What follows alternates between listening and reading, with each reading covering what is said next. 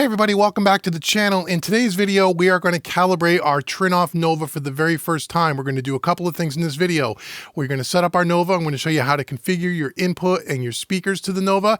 We're actually going to download the application. Then we're going to run through the calibration process so you can get up and running very, very quickly. So the first thing I want you to do before we do anything is you want to get your Nova put in your rack. We want to get it all plugged in, and there's a couple of things I want you to do. Step number one is I want you to plug in your network cable from your router to the primary Ethernet port on the Nova. On the back of the Nova, there are two Ethernet ports. One is primary, one is secondary. You want to plug that into the primary jack. The second thing I want you to do is I want you to take the audio outputs or the monitor outputs from your audio interface or from your console, and I want you to plug those into analog inputs 1 and 2, which are XLR connectors on the back of the Nova. And then the third thing I want you to do is I want you to plug in your speakers from the analog outputs to your physical speakers. In this example, we're going to hook up two sets of speakers with a subwoofer. We're going to hook up my Focal Trios, and we're going to hook up my IK Multimedia iLouds, and we're going to hook up our subwoofer. But if you just have one set of speakers, you're just going to go from analog outputs 1 and 2 on the back of the Nova to your physical speakers. Now remember, when you purchase the Nova, it comes with a room correction software license where you get one set of speakers, analog outputs 1 and 2.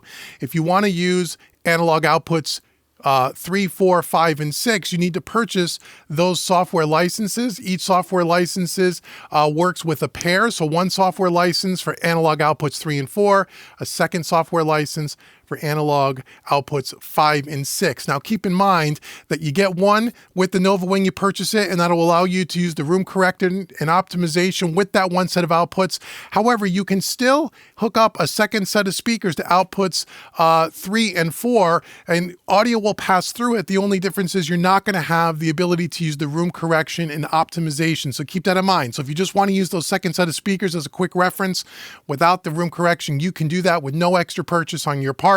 But if you want the room correction on those second and third set of outputs, you're going to need to purchase the software license. So once you have everything plugged in and you have it rack mounted and powered up, the next thing we want to do is go out to the Trinnov website and we want to download the desktop application. So let's do that now. So we're going to go out to trinnov.com and we're going to come over to the support tab here. And then we're going to scroll down and we're going to go to the Trinnov App tab. And we'll scroll down even more and you'll see the Mac OS app or the Windows app. And also keep in mind that you can download the smartphone and tablet app, which we're going to do in a future video. But if you want to do that now, you can.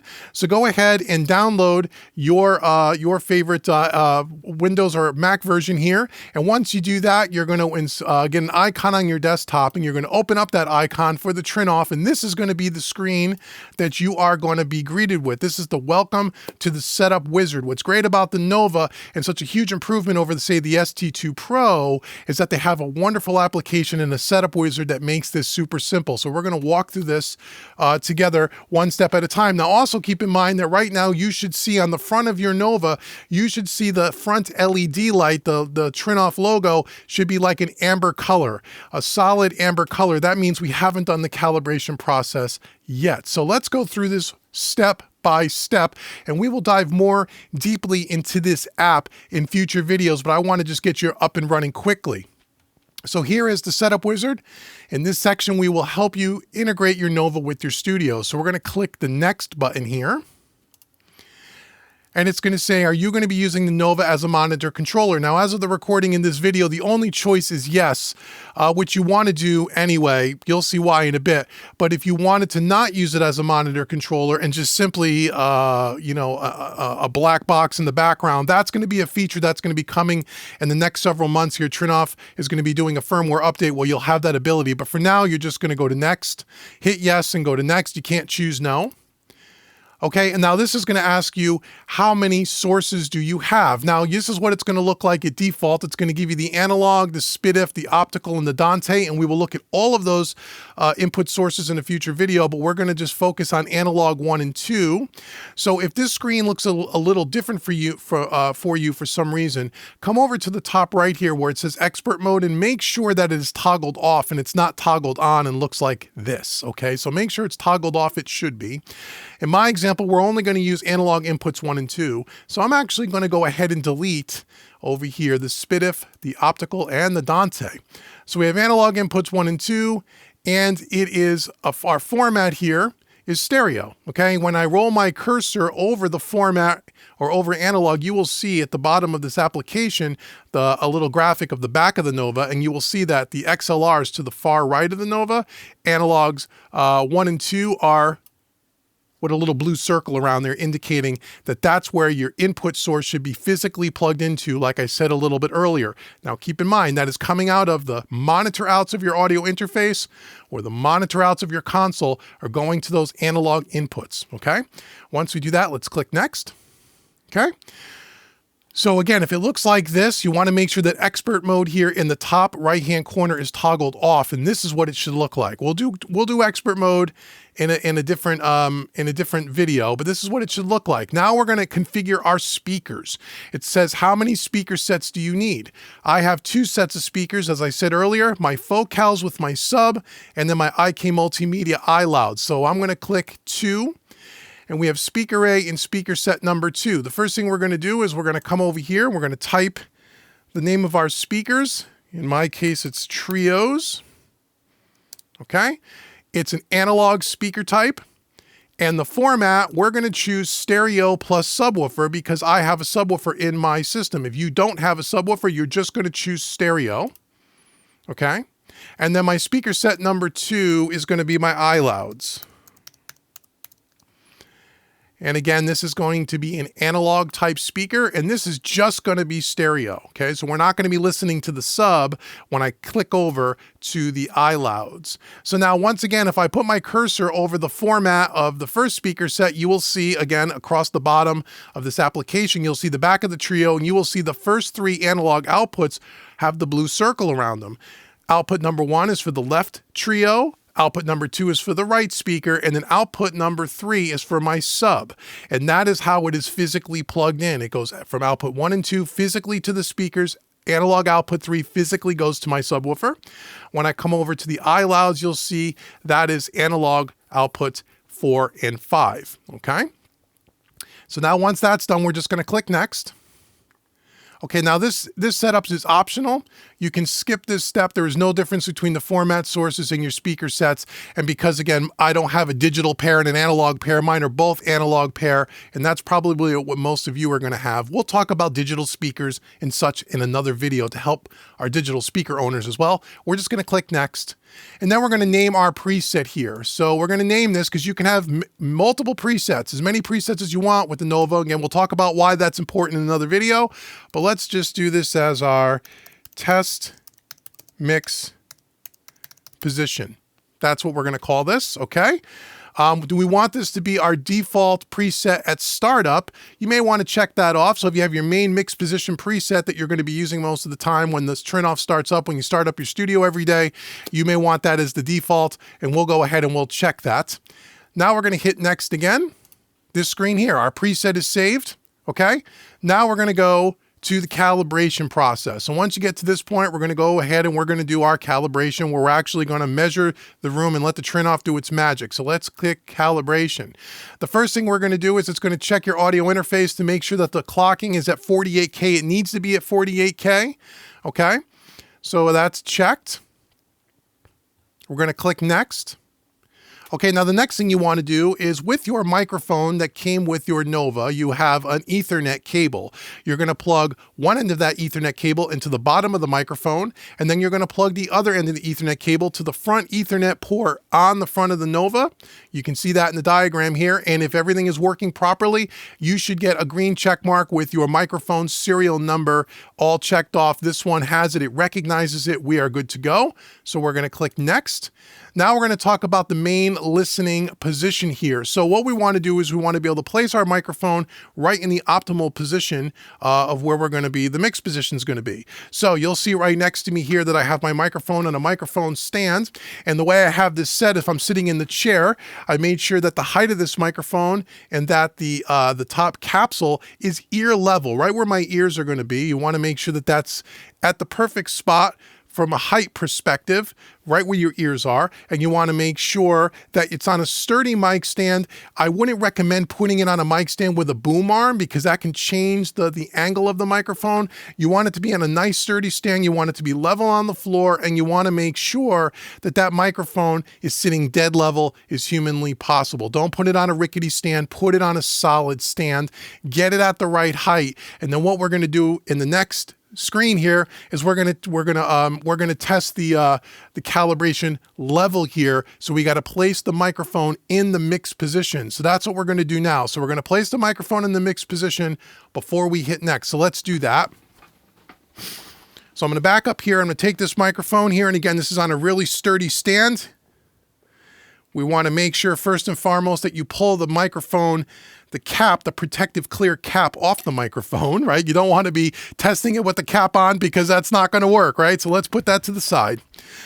And we want to make sure a couple of things you want to be clear on. Number one, again, if you could keep it on a stand without a boom arm, that's preferable. You want to make sure it's at the right height. You want to make sure that the Trinnov logo on the microphone and the LED that's going to light up in a second is pointing directly forward, right in the middle of the mixed position, dead center, and about as far back from your seated position to where your head's going to be. So this represents your head and your ears, right? So we want to make that perfect. We want to make sure it is absolutely dead center and it is pointing straight forward. You don't want the logo of the microphone tilted to the left or to the right. You want it dead center, okay?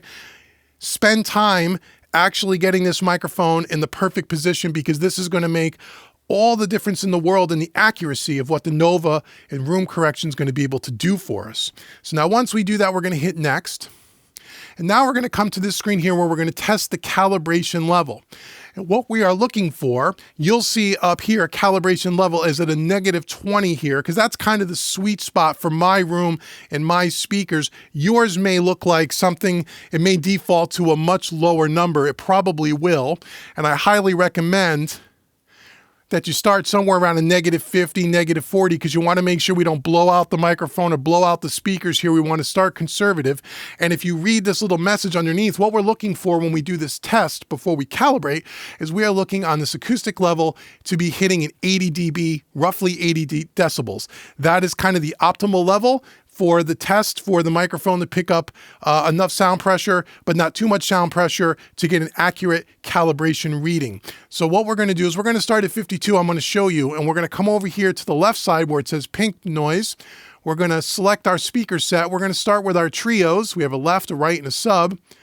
We're going to hit the start button, and we're going to see on the acoustic level meter, are we hitting the 80 dB or not? And if we're not, we're going to make an adjustment to the calibration level. Here we go.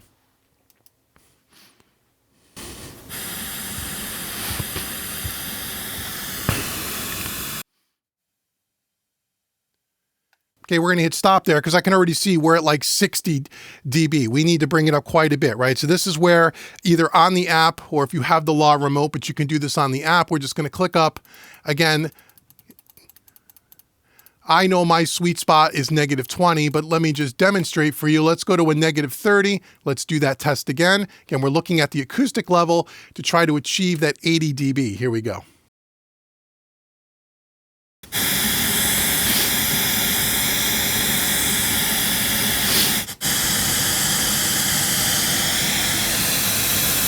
Okay, we're getting closer around a -70. So once again, slowly start to creep this up, maybe in 5 or 10 dB increments. Again, I know mine is -20. So we're going to do -20. Now we're going to test this again and make sure that we're at least at 80 dB.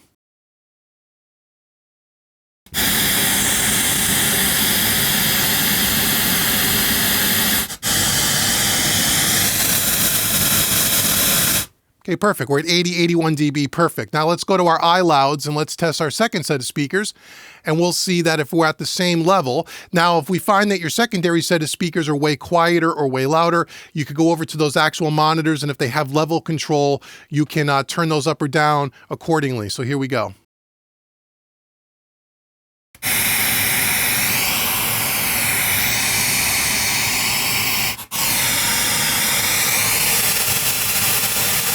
Almost perfect, 82 dB, so close enough, so we're good. So we have all the speakers at right around 80 dB. This is great. Again, negative 20 for me. Yours may be a little lower. Yours may be a little higher. It depends on your room. Just take it in slow steps to make sure that you don't blow out the speakers of the microphone, and you'll be fine.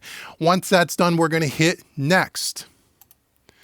Okay, now it's going to ask you if you want to perform multi-measurements. So with the Nova, you could do a couple of things. You can do multiple measurements outside of the sweet spot here, or the main mix position. Let's say if you have a console and you're moving back and forth from left to right, you can take multi-measurements to get kind of an average. So no matter where you are, it kind of widens the sweet spot. For this demonstration, we're just going to say no, because most people are just going to do one measurement, but just realize that you can do multiple measurements, and we'll do that in a future video.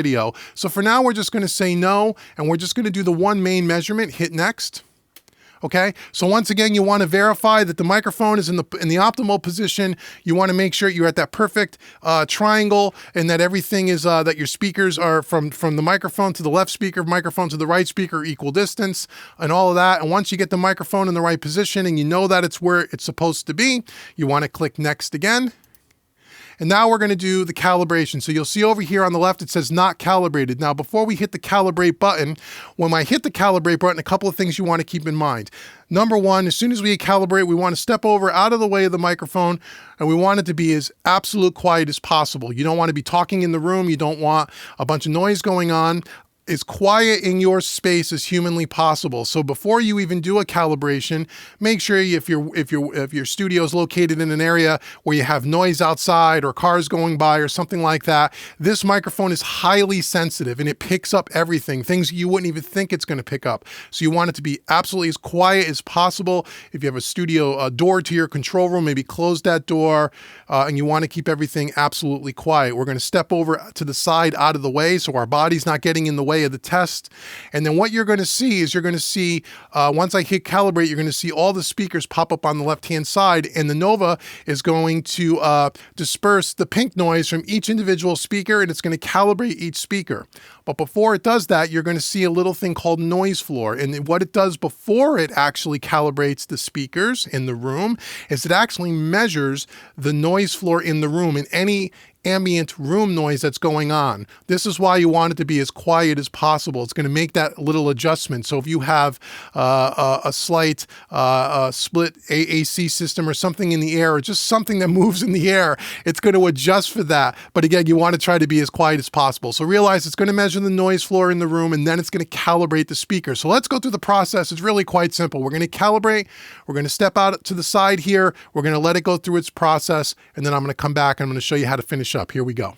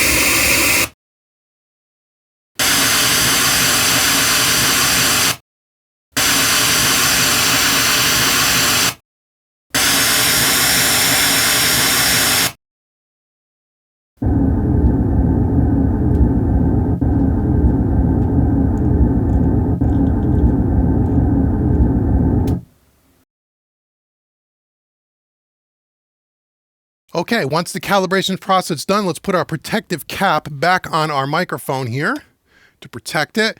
I like to move it out of the way here,